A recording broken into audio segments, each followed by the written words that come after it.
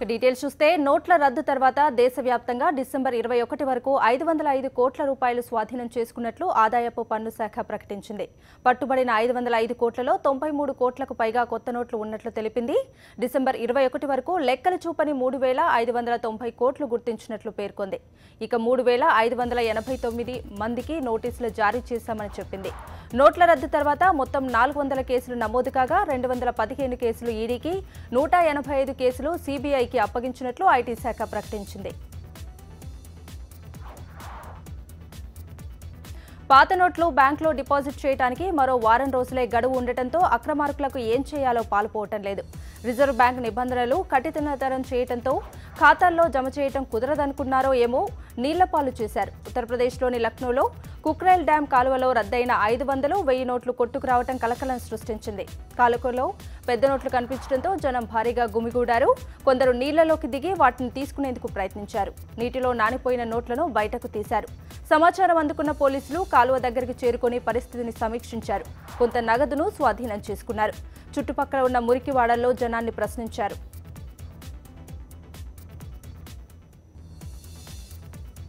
కేంద్ర ఎన్నికల సంఘం కీలక నిర్ణయం తీసుకుంది. దేశవ్యాప్తంగా 255 పార్టీల గుర్తింపును ఈసీ రద్దు చేసింది. 2005 నుంచి ఎన్నికల్లో పోటీ చేయని పార్టీల గుర్తింపును ఎన్నికల సంఘం రద్దు చేసింది. గుర్తింపు రద్దయిన పార్టీలో తెలుగు రాష్ట్రాల నుంచి 12 పార్టీలు ఉన్నాయి. ఇవన్నీ కాగితపు పార్టీలేనని ఈసీ చెబుతోంది. ఆ పార్టీల పేర్లు కాగితాల మీదే తప్ప వాటి కార్యకలాపాలేమీ లేవని ఈసీ అంటోంది. దాదాపు 250 రాజకీయ పార్టీలు ఇలా పేపర్ పార్టీలుగా ఉన్నాయని ఈసీ అంచనా. ఇందులో చాలా వరకు పార్టీలను మనీ లాండరింగ్కు ఉపయోగించినట్లు ఈసీ అనుమానాలు వ్యక్తం చేస్తోంది. ఈ నేపథ్యంలో ఆయా పార్టీల గుర్తింపును రద్దు చేయాలని ఈసీ నిర్ణయించింది. అలాగే ఈ పార్టీల మనీ లాండరింగ్ వ్యవహారంపై సమగ్రంగా దర్యాప్తు జరపాలంటూ ఆదాయపు పన్ను శాఖకు ఈసీ అధికారులు లేఖ రాశారు.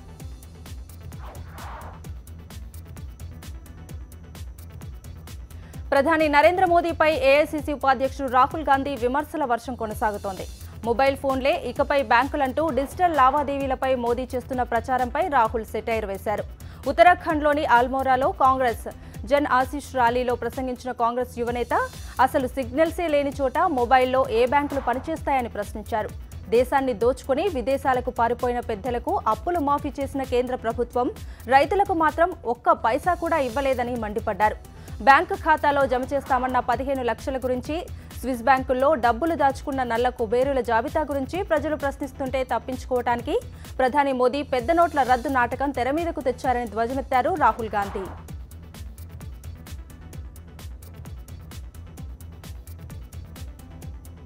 ఆంధ్రప్రదేశ్ మంత్రి రావెల కిషోర్ బాబుపై సంచలన ఆరోపణలు చేశారు గుంటూరు జిల్లా జడ్పీ చైర్పర్సన్ జానీమోన్. తనపై, తన కుటుంబంపై మంత్రి రావెల కిషోర్ కక్షగట్టారని ఆమె ఆవేదన వ్యక్తం చేశారు. తనకు రాజకీయ జీవితం లేకుండా చేస్తానని పలుమార్లు వార్నింగ్ ఇచ్చారని ఆరోపించారు. ఇప్పటికే ఒకసారి తమ ఇంటిపై రావెల అనుచరులు 20 మంది కత్తులతో దాడి చేశారని జానీమోన్ తెలిపారు. మంత్రిని బాబాయిలా తాము భావిస్తున్నామని, కానీ మా అంతు చూస్తానంటూ ఆయన బెదిరింపులకు పాల్పడటంతో తమకు ప్రాణహాని ఉందని ఆమె భయపడుతున్నారు. టీడీపీ పరువు పోకూడదని ఇన్నాళ్లు ఆయన వేధింపులను మౌనంగా భరించామని ఆమె చెప్పారు. పార్టీ అధినేత చంద్రబాబు, జాతీయ కార్యదర్శి నారా లోకేష్ కు ఫిర్యాదు చేస్తామన్నా ఏం చేస్తావో చేసుకో అంటూ మంత్రి బెదిరించారని జానీమోన్ ఆవేదన వ్యక్తం చేస్తూ మీడియా ముందు కన్నీరు పెట్టుకున్నారు.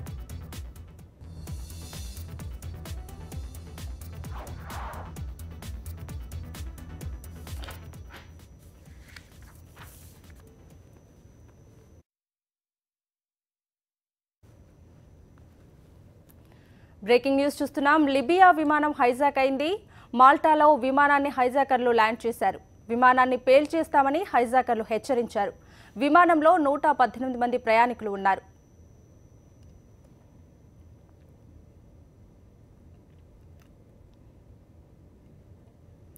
బ్రేకింగ్ న్యూస్ చూస్తున్నాం. లిబియా విమానం హైజాక్ అయింది. మాల్టాలో విమానాన్ని హైజాకర్లు ల్యాండ్ చేశారు. విమానాన్ని పేల్చేస్తామని హైజాకర్లు హెచ్చరించారు. విమానంలో 118 మంది ప్రయాణికులు ఉన్నారు.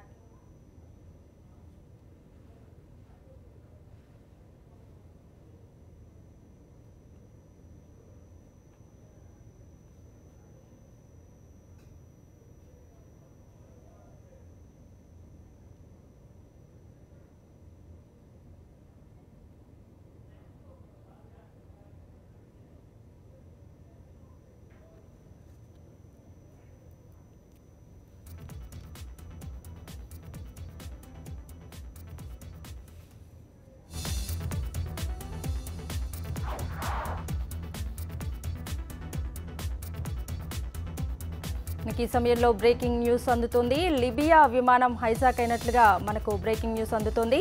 మాల్టాలో ఈ విమానాన్ని హైజాకర్లు ల్యాండ్ చేశారు. అలాగే విమానాన్ని పేల్చేస్తామని హైజాకర్లు హెచ్చరించినట్లుగా మనకు సమాచారం అందుతోంది. విమానంలో 118 మంది ప్రయాణికులు ఉన్నట్లుగా తెలుస్తోంది.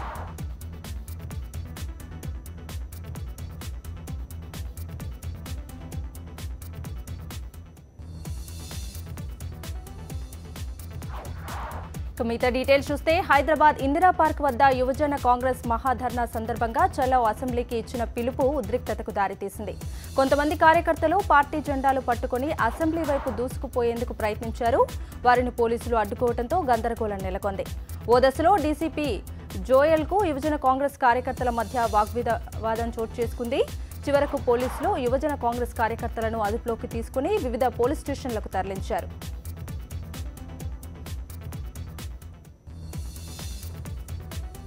తెలంగాణ రాష్ట్రం ఏర్పడిన తర్వాత విద్యార్థుల భవితవ్యం ప్రశ్నార్థకంగా మారిందని టీపీసీసీ చీఫ్ ఉత్తమ్ కుమార్ రెడ్డి తెలిపారు. ఫీజు రియంబర్స్మెంట్ చెల్లించే విషయంలో కేసీఆర్ విద్యార్థుల పట్ల నిర్లక్ష్యంగా వ్యవహరిస్తున్నారని ఆయన తెలిపారు. ఇప్పటికే కేసీఆర్ ప్రభుత్వం విద్యార్థులకు 3,000 కోట్ల రూపాయల ఫీజు రియంబర్స్మెంట్ డబ్బులు బకాయి పడ్డారని ఆయన చెప్పారు. ప్రభుత్వం నిధులు విడుదల చేయకపోవడం వల్ల వారి పై చదువులు ప్రశ్నార్థకంగా మారిందని ఇందిరా పార్క్ దగ్గర జరిగిన యువజన కాంగ్రెస్ ధర్నాలో పేర్కొన్నారు.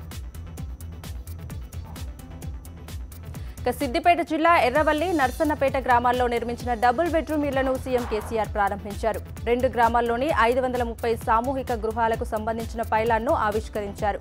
అనంతరం అక్కడే నిర్మించిన కమ్యూనిటీ హాల్ను ప్రారంభించి కళ్యాణ మండపంలో జరిగిన పూజల్లో కేసీఆర్ పాల్గొన్నారు. ఈ కార్యక్రమంలో మంత్రి హరీష్ రావుతో పాటు స్థానిక నేతలు, అధికారులు పాల్గొన్నారు. ఎర్రవల్లి, నర్సన్నపేటలో సామూహిక గృహ ప్రవేశాలతో పండుగ వాతావరణం నెలకొంది.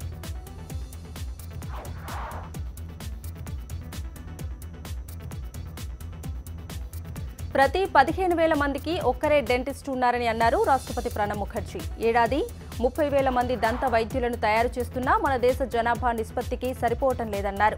దంత వ్యాధుల పట్ల జనం నిర్లక్ష్యం వహిస్తున్నారని అన్నారు.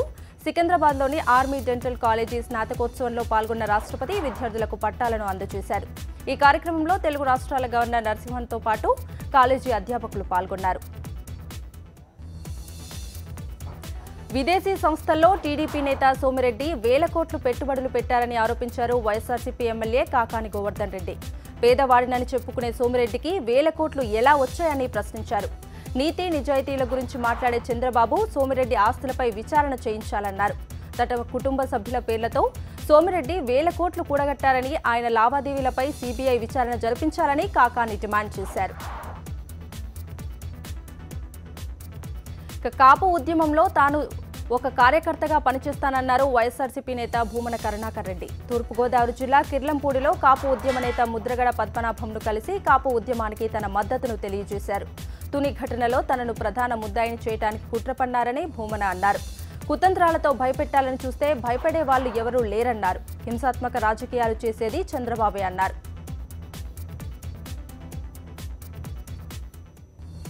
వైఎస్ఆర్ కాంగ్రెస్ పార్టీ అధ్యక్షుడు, ఏపీ ప్రతిపక్ష నేత వైఎస్ జగన్మోహన్ రెడ్డి రేపటి నుంచి వైఎస్ఆర్ జిల్లాలో పర్యటించనున్నారు. 24న ఉదయం 9 గంటలకు పులివెందులలోని వెంకటప్ప మెమోరియల్ స్కూల్లో 10వ వార్షికోత్సవ వేడుకల్లో పాల్గొంటారు. అక్కడి నుంచి 10 గంటలకు ఇడుపులపాయకు చేరుకుని క్రిస్మస్ సందర్భంగా ప్రత్యేక ప్రార్థనల్లో పాల్గొంటారు. అక్కడి నుంచి 2 గంటలకు ప్రొద్దుటూరుకు చేరుకుని పార్టీ నాయకులు ఏర్పాటు చేసిన కార్యక్రమాల్లో పాల్గొంటారు. 25న ఉదయం క్రిస్మస్ పండుగను పురస్కరించుకుని పులివెందులలోని సిఎస్ఐ చర్చిలో ప్రత్యేక ప్రార్థనలు నిర్వహిస్తారు. మధ్యాహ్నం 3 గంటలకు వేంపల్లె మండలం అలవలపాడు గ్రామానికి చేరుకుని ఇటీవల ప్రత్యర్థుల చేతిలో హత్యకు గురైన ఎంపీటీసీ గజ్జుల రామిరెడ్డి కుటుంబ సభ్యులను జగన్ పరామర్శిస్తారు. 26న ఉదయం 9:30 పీవీసీ నీటి విషయమై పులివెందుల తహసీల్దార్ కార్యాలయం ఎదుట నిర్వహించే ధర్నాలో జగన్ పాల్గొంటారని ఎంపీ అవినాష్ రెడ్డి తెలిపారు. డిసెంబర్ 21 వైఎస్ఆర్సీపీ అధినేత, ఏపీ ప్రతిపక్ష నేత వైఎస్ జగన్మోహన్ రెడ్డి జన్మదినాన్ని పురస్కరించుకుని కువైట్లో ఆ పార్టీ శ్రేణులు, వైఎస్ జగన్ అభిమానులు ఘనంగా వేడుకలు నిర్వహించారు. ఆనందోత్సాహాల నడుమ భారీ కేక్ కట్ చేసి పలు సేవా కార్యక్రమాలను చేపట్టారు. వేడుకల్లో భాగంగా జాబ్రియాలో రక్తదాన శిబిరాన్ని ఏర్పాటు చేశారు. పలువురు వైఎస్ జగన్ అభిమానులు రక్తదానం చేసి సామాజిక సేవలో పాలుపంచుకున్నారు. ప్రజల హృదయాలు గెలుచుకున్న వైఎస్ జగన్ నిండు నూరేళ్లు ఆయుర ఆరోగ్యాలతో వర్ధిల్లాలని కాంక్షించారు.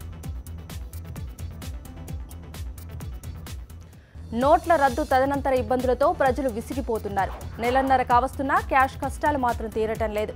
తెల్లారకుండానే ప్రజలు బ్యాంకులు, ఏటీఎం కేంద్రాల ముందు బారులు తీరుతున్నారు. కేంద్రం తీసుకున్న ఈ చర్యపై ప్రజలు తమకు తోచిన విధంగా నిరసన తెలుపుతున్నారు.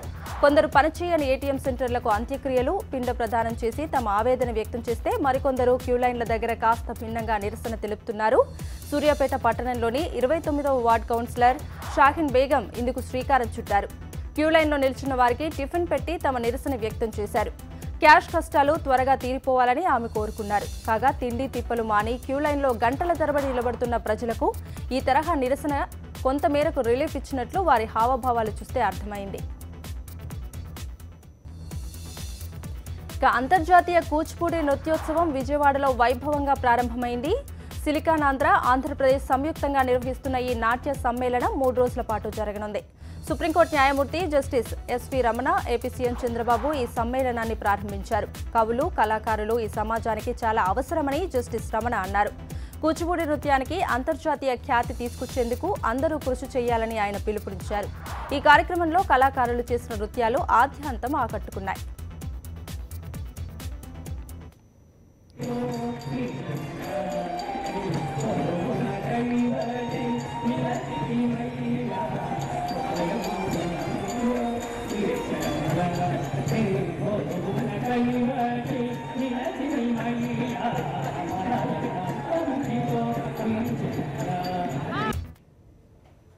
Welcome back. కర్నూలు జిల్లా శ్రీశైలం వద్ద రోడ్డు ప్రమాదం జరిగింది. పశ్చిమ గోదావరి జిల్లా అమలాపురం మార్టేరుకు చెందిన భవానీ స్వాములతో వెళ్తున్న టూరిస్ట్ బస్ టర్నింగ్ వద్ద బ్రేక్ ఫెయిల్ కావడంతో పక్కకు పడిపోయింది. ఈ ప్రమాదంలో ఒక చిన్నారి మృతి చెందింది. 20 మందికి గాయాలయ్యాయి. వెంటనే స్పందించిన స్థానికులు గాయపడిన వారిని శ్రీశైలం దేవస్థానం వైద్యశాలకు తరలించి చికిత్సను అందిస్తున్నారు. ప్రమాద సమయంలో బస్సులో మొత్తం 47 మంది ప్రయాణికులున్నారు.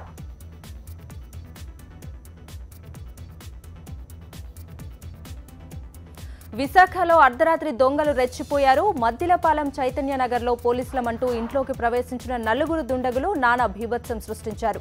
కుటుంబ సభ్యులను తాళ్లతో కట్టేసి కత్తులతో బెదిరించి ఇంటిని దోచుకెళ్లారు. బీరువాలో ఉన్న 50 తులాల బంగారం, 51,000 తీసుకుని పరారయ్యారు. దుండగులు దాదాపు గంట పాటు దోపిడీ చేసిన ఇంట్లోనే ఉన్నారు. ఇంటిపైన చుట్టుపక్కల ఉన్న వారి వివరాలను తెలుసుకుని వెళ్లిపోయారు. చోరీ షాక్ నుంచి తేరుకున్న బాధితులు పోలీసులకు సమాచారం అందించారు. రంగంలోకి దిగిన పోలీసులు కేసు నమోదు చేసుకుని విచారిస్తున్నారు. మద్యం మత్తులో విచక్షణ కోల్పోయిన ఓ ప్రబుద్ధుడు కన్న తండ్రినే చంపేశాడు. సిద్దిపేట జిల్లా కేంద్రంలోని హనుమాన్ నగర్లో ఈ ఘటన జరిగింది. స్థానికంగా నివాసం ఉండే మస్కట్ ఎల్లయ్య, అతడి కొడుకు రాజు ఏడాదిగా తరచూ గొడవ పడుతున్నారు. ఈ క్రమంలో ఫుల్గా మద్యం సేవించిన రాజు తండ్రిని బలంగా నెట్టేశాడు. కింద పడ్డ ఎల్లయ్య బండరాయి తగలటంతో అక్కడికక్కడే మృతి చెందాడు. ఘటనపై పోలీసులు కేసు నమోదు చేసుకుని దర్యాప్తు చేస్తున్నారు.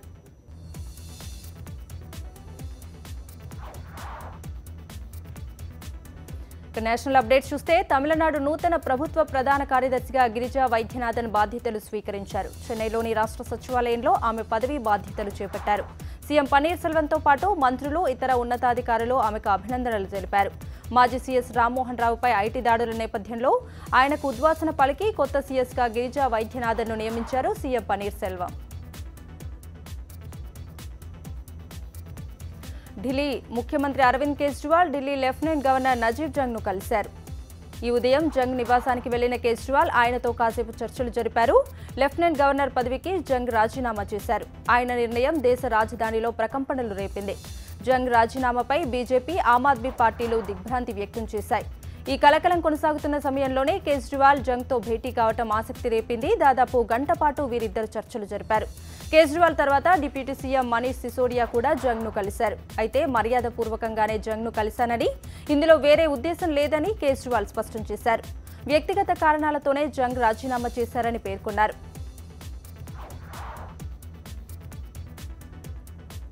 తన పదవికి రాజీనామా చేసిన ఢిల్లీ లెఫ్టినెంట్ గవర్నర్ నజీబ్ జంగ్ ప్రధాని మోదీని కలిశారు. రాజీనామా ఎందుకు చేయాల్సి వచ్చిందనే దానిపై ప్రధానికి వివరణ ఇచ్చారు. వెంటనే రాజీనామాను ఆమోదించాలని మోదీని కోరినట్లు తెలుస్తోంది. పదవీ కాలం గడువు మరో 18 నెలలకు ముందే జంగ్ రాజీనామా చేయటం రాజకీయ వర్గాల్లో చర్చనీయాంశంగా మారింది. గత కొన్ని రోజులుగా సీఎం కేజ్రీవాల్కు జంగ్కు మధ్య అధికార నిర్ణయాల్లో వార్ నడుస్తోంది. ఈ క్రమంలోనే మనస్తాపం చెందిన నజీబ్ జంగ్ తన పదవికి రాజీనామా చేశారన్న వాదనలు వినిపిస్తున్నాయి. ఇక ఢిల్లీ ఇందిరాగాంధీ విమానాశ్రయంలో భారీగా నగదు పట్టుకున్నారు. 58 లక్షల రూపాయల నగదును సిఐఎస్ఎఫ్ అధికారులు స్వాధీనం చేసుకున్నారు. పట్టుబడ్డ నగదులో 53 లక్షల రూపాయల కొత్త నోట్లు ఉన్నాయి. ఈ సందర్భంగా ఓ విదేశీయుణ్ణి అదుపులోకి తీసుకున్నారు. ఈ కరెన్సీ ఎక్కడి నుంచి వచ్చింది, ఎక్కడికి తీసుకువెళ్తున్నారన్న కోణంలో దర్యాప్తు చేపట్టారు. మణిపూర్లో ఉద్రిక్త వాతావరణం కొనసాగుతోంది. ఆర్థిక ప్రతిష్టంభన, నాగాల దాడులను నిరసిస్తూ మణిపూర్లో చెలరేగిన ఆందోళనలు కొనసాగుతున్నాయి. ఆందోళనకారులు ఇంపాల్ పరిసర ప్రాంతాల్లో విధ్వంసం సృష్టిస్తున్నారు. ఇంపాల్ ఉఖ్రుల్ జాతీయ రహదారిని దిగ్బంధించిన నిరసనకారులు నాగా ఆధిక్యం కలిగిన పర్వత ప్రాంతాల నుంచి ఇంపాల్ వైపు వచ్చిన వాహనాలకు నిప్పు పెట్టారు. పరిస్థితులు అదుపులోకి రాకపోవడంతో ఇంపాల్ తూర్పు జిల్లాలో నిరవధిక కర్ఫ్యూ కొనసాగుతోంది. 7 కొత్త జిల్లాల ఏర్పాటు నిర్ణయానికి వ్యతిరేకంగా గిరిజన గ్రూపులు ఆందోళనకు దిగడంతో మణిపూర్లో ఆర్థిక వ్యవహారాలు స్తంభించాయి. కొత్త జిల్లాల ఏర్పాటు పేరుతో సంప్రదాయ భూభాగాన్ని ప్రభుత్వం ఆక్రమించుకోవాలని చూస్తోందని నాగా గ్రూపులు ఆరోపిస్తున్నాయి. దేశవ్యాప్తంగా నోట్ల దందాలు బయటపడుతూనే ఉన్నాయి. నోట్ల మార్పిడి ముఠాలు, కొత్త నోట్లు కొల్లగొట్టిన గ్రూపుల వ్యవహారాలు వెలుగు చూస్తూనే ఉన్నాయి. తాజాగా కర్ణాటకలో పెద్ద మొత్తంలో కొత్త కరెన్సీని స్వాధీనం చేసుకున్నారు. హుబ్లీలో ఈ ఘటన జరిగింది. అనుమానాస్పద కదలికలపై దృష్టి సారించిన పోలీసులు పలువురిని అరెస్టు చేశారు. వారి నుంచి భారీగా కొత్త కరెన్సీని స్వాధీనం చేసుకున్నారు. నోట్ల రద్దు నేపథ్యంలో దేశవ్యాప్తంగా బంగారం దుకాణాలపై దాడులు కొనసాగుతున్నాయి. ఇప్పటికే ఢిల్లీ, ముంబై, చెన్నై లాంటి మహానగరాల్లో సోదాలు చేస్తున్న ఐటీ అధికారులు తాజాగా చిన్న పట్టణాలపైన ఫోకస్ పెట్టారు. ఆగ్రాలో ఐటీ అధికారులు బంగారం షాపులపై అటాక్ చేశారు. నోట్ల రద్దు తర్వాత పెద్ద నోట్లతో భారీగా బంగారం కొనుగోలు చేసినట్లు ఐటీ అధికారులు భావిస్తున్నారు. బెంగాల్, ఒడిశాలో వేల మందిని మోసం చేసిన రోజ్ వ్యాలీ చిట్ ఫండ్ కుంభకోణం కేసులో 1250 కోట్ల విలువ చేసే ఆస్తులను ఎన్ఫోర్స్మెంట్ డైరెక్టరేట్ జప్తు చేసింది. జప్తైన వాటిలో 8 హోటళ్లు, 5 కోట్లు విలువ చేసే డజన్ కార్లు ఉన్నాయి. జైపూర్, పోర్ట్ బ్లెయర్, పానాజీ, హరిద్వార్, రాంచీ, సిల్చార్, కోల్కతాలోని హోటళ్లను జప్తు చేసినట్లు ఈడీ తెలిపింది. జప్తు చేసిన ఆస్తుల విలువ డీడ్ వాల్యూ ప్రకారం 465 కోట్లు ఉండగా మార్కెట్ విలువ 1250 కోట్లపైనే ఉంటుందని ఈడీ వర్గాలు వెల్లడించాయి. గతంలో కూడా 500 కోట్ల విలువైన ఆస్తులను ఈడీ జప్తు చేసింది. అలాగే రోజ్ వ్యాలీకి చెందిన 2631 బ్యాంకు ఖాతాలను నిలిపివేసింది. వీటిలో 295 కోట్ల నగదు ఉంది. పెట్టుబడికి 8 నుంచి 27% రిటర్న్స్ వస్తాయని ప్రజలను ప్రలోభపెట్టిన రోజ్ వ్యాలీ వారిని నిలువునా ముంచింది.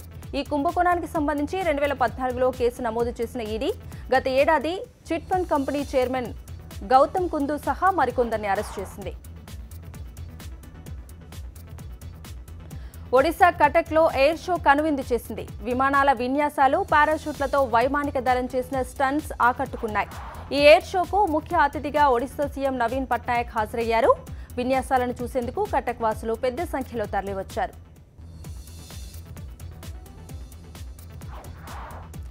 బాలీవుడ్ కండల వీరుడు తన సత్తా మరోసారి చూపించాడు.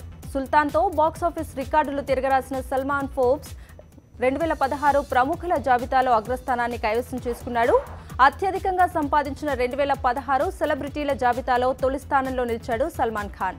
బాలీవుడ్ బాద్షా షారుఖ్ ఖాన్ 2వ స్థానంలో, క్రికెటర్ విరాట్ కోహ్లీ 3వ స్థానంలో నిలిచారు. కాగా పాపులారిటీ పరంగా మాత్రం ఫస్ట్ ప్లేస్ కోహ్లీనే కొట్టేశాడు. గతేడాది ప్రముఖుల జాబితాలో షారుఖ్ తొలి స్థానంలో నిలవగా సల్మాన్ 2, కోహ్లీ 7వ స్థానంలో నిలిచారు. సల్మాన్, షారుఖ్ స్థానాలు మార్చుకోగా కోహ్లీ ఏకంగా 4 స్థానాలు ఎగబాకాడు. సల్మాన్ ఖాన్ ఏడాది సంపాదన 270 కోట్లు, షారుఖ్ ఖాన్ 221 కోట్లు, విరాట్ కోహ్లీ సంపాదన 134 కోట్లుగా తెలిచారు. దక్షిణాది స్టార్కు జాబితాలో స్థానం దక్కింది. సూపర్ స్టార్ రజనీకాంత్కు 30వ స్థానం లభించగా టాలీవుడ్ టాప్ హీరోలో మహేష్ బాబు 33, అల్లు అర్జున్ 43, ఎన్టీఆర్ 55, రామ్ చరణ్ 67 స్థానాల్లో నిలిచారు. 2016 ఫోర్బ్స్ జాబితాలో సత్తా చాటిన సల్మాన్ సెలబ్రిటీల జాబితాలో నెంబర్ 1 కైవసం చేసుకున్న కండల వీరుడు. ఇక ఇంటర్నేషనల్ అప్డేట్స్ చూస్తే అమెరికా అధ్యక్షుడిగా ఎన్నికైన డొనాల్డ్ ట్రంప్ చైనాపై తనకున్న వ్యతిరేకతను మరోసారి బయటపెట్టారు. ఇటీవల తైవాన్ అధినేతతో ఫోన్లో మాట్లాడి చైనాకు మంట పుట్టించిన ట్రంప్ తాజాగా మరో కీలక నిర్ణయం తీసుకున్నారు. చైనా అంటేనే విరుచుకుపడే ఆర్థికవేత్త పీటర్ నెవారోను తన సలహాదారుగా ఎన్నుకున్నారు. కీలక విధాన నిర్ణయాలకు ఉద్దేశించిన వైట్ హౌస్ జాతీయ వాణిజ్య మండలి అధిపతిగా నెవారోను ఎంపిక చేశారు. విద్యావేత్త అయిన నెవారో గతంలో వన్ టైం ఇన్వెస్ట్మెంట్ అడ్వైజర్గా పనిచేశారు. చైనాతో అమెరికాకు పొంచి ఉన్న ముప్పుపై పుస్తకాలు రాశారు. ఒక సినిమా కూడా తీశారు. నెవారో ఆర్థిక దార్శనికుడని, దేశ వ్యాపార వాణిజ్యాలు క్షీణించకుండా ఆర్థిక వ్యవస్థ వృద్ధి చెందేలా విదేశాలకు ఉద్యోగాలు తరలిపోకుండా తోడ్పాటు అందించనున్నారని ట్రంప్ టీం పేర్కొంది. కాలిఫోర్నియా ఇర్విన్ యూనివర్సిటీలలో ప్రొఫెసర్గా విధులు నిర్వహించిన 67 ఏళ్ల నెవారో అధ్యక్ష ఎన్నికల సమయంలో ట్రంప్కు సలహాదారుగా వ్యవహరించారు. ఇరాక్ మాజీ అధ్యక్షుడు సద్దాం హుస్సేన్ కుమార్తె రగద్ హుస్సేన్ అమెరికా నూతన అధ్యక్షుడు డొనాల్డ్ ట్రంప్పై ఆసక్తికర వ్యాఖ్యలు చేశారు. ప్రస్తుతం జోర్డాన్ రాజధాని అమ్మాన్లో ఉంటున్న రగద్ రాజకీయాలకు ట్రంప్ కొత్తే అయినప్పటికీ ఆయనలో రాజకీయ సున్నితత్వం ఉందని అభిప్రాయపడ్డారు. గతంలో అమెరికాను పాలించిన నేతల కన్నా ట్రంప్ భిన్నంగా ఉన్నట్లు అనిపిస్తోందని చెప్పారు. ఇరాక్పై యుద్ధం విషయంలో గత ప్రభుత్వాలు చేసిన తప్పును ట్రంప్ ఎత్తిచూపారని, అంటే ఇరాక్ యుద్ధం వల్ల అమెరికా చేసిన పొరపాటును ఆయన గ్రహించారని పేర్కొన్నారు. సద్దాం హుస్సేన్ 1979 నుంచి 2003 వరకు ఇరాక్ను పాలించారు. అయితే జీవాయుధాలు ఉన్నాయనే కారణంతో అమెరికా సేనలు ఇరాక్లో భారీ విధ్వంసం సృష్టించాయి. సద్దాంను యుద్ధ నేరాల కింద అరెస్ట్ చేసి 2006లో ఉరితీశారు. తండ్రిని ఉరితీయటంపై తీవ్ర ఆవేదన వ్యక్తం చేసిన రగద్ ఆ వీడియోను ఎప్పుడూ చూడబోనని చెప్పారు. ఇరాక్లో ఐఎస్ఐఎస్ ఉగ్రవాదులు మరోసారి మారణ హోమం సృష్టించారు. రద్దీగా ఉన్న మార్కెట్ను లక్ష్యంగా చేసుకుని 3 కారు బాంబులను పేల్చారు. దీంతో దాదాపు 23 మంది ప్రాణాలు కోల్పోయారు. ఇందులో 15 మంది ప్రజలు, 8 మంది పోలీసులు ఉన్నారు. ఇరాక్లోని మొసూల్ సమీపంలో ఉన్న గాగ్జులీ మార్కెట్లో ఈ ఘటన చోటు చేసుకుంది. పేలుళ్లు సంభవించిన వెంటనే భద్రతా బలగాలు సంఘటనా స్థలానికి చేరుకున్నాయి. గాయపడిన వారిని ఆసుపత్రికి తరలించాయి. తీసుకున్న అప్పు కింద దక్షిణ పాకిస్తాన్లో అమ్మాయిలను చెల్లింపుగా తీసుకుంటున్నారు. గత కొన్నేళ్లుగా దక్షిణ పాకిస్తాన్లో వేళ్లూరుకుపోయిన ఈ వ్యవస్థ ఇప్పుడు తారాస్థాయికి చేరింది. అప్పు తీసుకుని చెల్లించలేని కుటుంబాల్లోని ఆడపిల్లలను అప్పు ఇచ్చిన వారు బానిసలుగా చేసుకుంటున్నారు. మరికొన్ని సందర్భాలలో తల్లిదండ్రులే అప్పులు తీర్చలేక అమ్మాయిలను బానిసలుగా పంపుతున్నారు. అప్పు కింద యువతులను తీసుకుంటున్న వారిలో కొందరు వచ్చే అమ్మాయిని రెండవ భార్యగా చేసుకుంటుండగా మరికొందరు డబ్బు కోసం వ్యభిచార రొంపిలోకి దింపుతున్నారు. అమ్మాయిలను వివాహం చేసుకోదలిచిన వారు వారిని ముస్లిం మతంలోకి మారుస్తున్నారు. పోలీసులు, కోర్టులకు ఈ విషయాన్ని ఎన్నిసార్లు మొరపెట్టుకున్నా పట్టించుకోవటం లేదని ఓ తండ్రి వాపోయాడు. దక్షిణ పాకిస్తాన్ మొత్తంలో దాదాపు 20 లక్షలకు పైగా అమ్మాయిలు బానిసలుగా జీవనం సాగిస్తున్నారని గ్లోబల్ స్లేవరీ ఇండెక్స్ పేర్కొంది. సౌత్ ఏషియా పార్ట్నర్షిప్ ఆర్గనైజేషన్ తెలిపిన వివరాల ప్రకారం ఏటా 1000కి పైగా క్రిస్టియన్, హిందూ బాలికలను ఇస్లాం మతంలోకి మార్చుతున్నట్లు పేర్కొంది. బిజినెస్ అప్డేట్స్ చూస్తే అంతర్జాతీయ మార్కెట్ల నుంచి వచ్చిన నెగటివ్ ట్రెండ్స్ తో ఉదయం మార్కెట్లు నష్టపోయినా చివరకు మాత్రం లాభాల్లో ముగిశాయి. సెన్సెక్స్ 61 పాయింట్ల లాభంతో 26,040 పాయింట్ల వద్ద ముగియగా నిఫ్టీ 6 పాయింట్ల లాభంతో 7,985 పాయింట్ల వద్ద ముగిసింది. ఇక సెక్టార్ సూచీలో రియాలిటీ 1.06%, పవర్ సూచీలు 0.06%, మెటల్ సూచీలు 0.32%, ఐటీ సూచీలు 0.46% నష్టపోయాయి. నిఫ్టీ టాప్ గెయినర్స్ లిస్టులో Cipla 3.66%, Bosch limited 3.35%, Maruti 2.47%, Sun Pharma 2.22% లాభపడ్డాయి. నిఫ్టీ టాప్ గెయినర్స్ లిస్టులో Axis bank 2.54%, HCL tech 2.43%, Eicher motors 1.76% నష్టపోయాయి.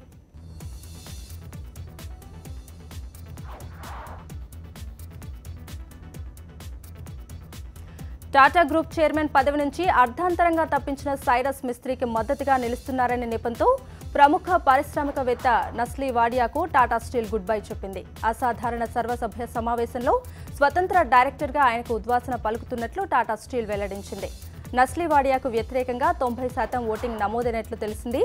చాలా మంది షేర్ హోల్డర్స్ వాడియాను తొలగించడానికే మొగ్గు చూపినట్లు బొంబాయి స్టాక్ ఎక్స్చేంజ్ రెగ్యులేటరీకి టాటా స్టీల్ పేర్కొంది.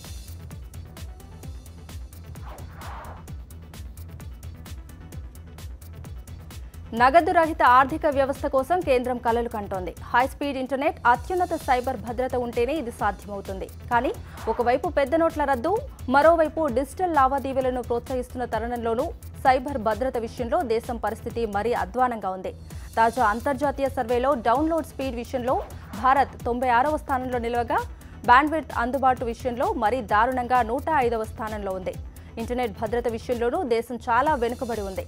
డౌన్లోడ్ స్పీడ్ విషయంలో బంగ్లాదేశ్, నేపాల్ కంటే వెనుకబడి ఉన్న భారత్ ర్యాన్సమ్వేర్ అటాక్ విషయంలో అగ్రస్థానంలో నిలిచింది. దేశీయ ఐటీ దిగ్గజం విప్రో ఓ గండ నుంచి గట్టెక్కింది. నిధుల దుర్వినియోగ ఆరోపణలపై గత 6 ఏళ్లుగా సాగుతున్న విచారణ నుంచి బయటపడింది. ఓ ఉద్యోగికి సంబంధించిన 27 కోట్లకు పైగా నిధులను విప్రో కంపెనీ దుర్వినియోగానికి పాల్పడిందని America securities and exchange commission SEC విచారణ జరుపుతోంది. ఈ కేసులో అమెరికా ఏజెన్సీతో విప్రో సెటిల్మెంట్ కుదుర్చుకుంది. ఈ సెటిల్మెంట్ కింద కంపెనీ 33 కోట్లకు పైగా జరిమానా చెల్లించాల్సి ఉంది. ఈ సెటిల్మెంట్లో కంపెనీ సెక్యూరిటీస్ ఎక్స్చేంజ్ యాక్ట్ 1934 నిబంధనలను ఉల్లంఘించిందనే ఆరోపణలను విప్రో ఖండించలేదు. విప్రో సమస్యని 2009లో కంపెనీ గుర్తించింది. 2010 సెప్టెంబర్లో అమెరికా ఏజెన్సీ దీనిపై దర్యాప్తు ప్రారంభించింది. విల్ఫుల్ డిఫాల్టర్ విజయ్ మాల్యాకు చెందిన గోవాలోని విల్లాను కొనేవారే కరువయ్యారు. విల్లా రిజర్వ్ ధరను 5% తగ్గించి 81 కోట్లుగా నిర్ణయించినా కూడా కొనడానికి ఎవరూ ముందుకు రాకపోవటం గమనార్హం. మాల్యా నుంచి 9,000 కోట్ల రుణ మొత్తాన్ని రాబట్టుకోవడానికి బ్యాంక్ కన్సార్షియం విల్లాను విక్రయానికి పెట్టిన ప్రతిసారి విఫలమవుతూనే ఉంది. డిమానిటైజేషన్ కారణంగా రియాలిటీలో స్తబ్దత నెలకొంది. ప్రాపర్టీ ధరలు తగ్గాయి. దీంతో బ్యాంకుల కన్సార్షియం విల్లా ధరను మరింత తగ్గించొచ్చని బిడ్జర్లు భావిస్తున్నారు. అందుకే ప్రస్తుత వేలానికి ఎవరూ ఆసక్తి చూపలేదని విశ్లేషకులు భావిస్తున్నారు.